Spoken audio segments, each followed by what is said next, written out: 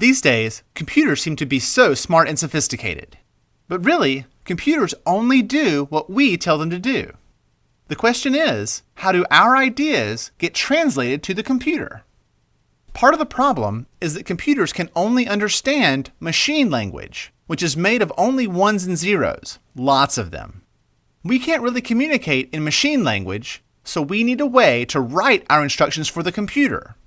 These instructions are what we call a programming language. It's something people write using words and symbols that tell the computer exactly what to do.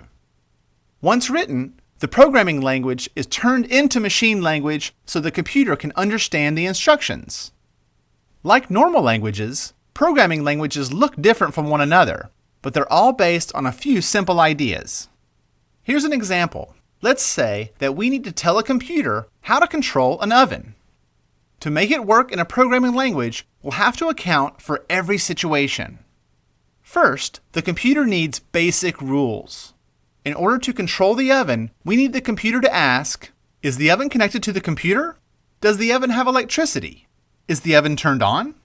We tell the computer to check these things through a programming language. It goes through each question one by one until all the requirements are met.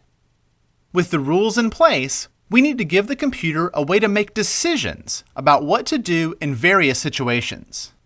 For example, we need the oven to warm to 300 degrees Fahrenheit and stay at that temperature.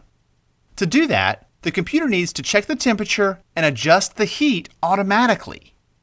Using our programming language, we can give it instructions by asking, is the temperature below 300? If yes, then turn up the heat. If no, then turn down the heat. Using statements like this, we can account for all the situations a computer may encounter, one by one. The computer simply steps through the list and is always asking, what's next? When you use a computer or device, countless statements like these are telling the computer exactly what to do in fractions of a second.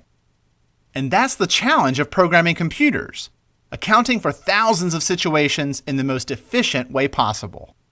When programming is done well, it can turn computers into powerful tools that are capable of solving complex math problems, connecting people around the world, and even getting those cookies just right.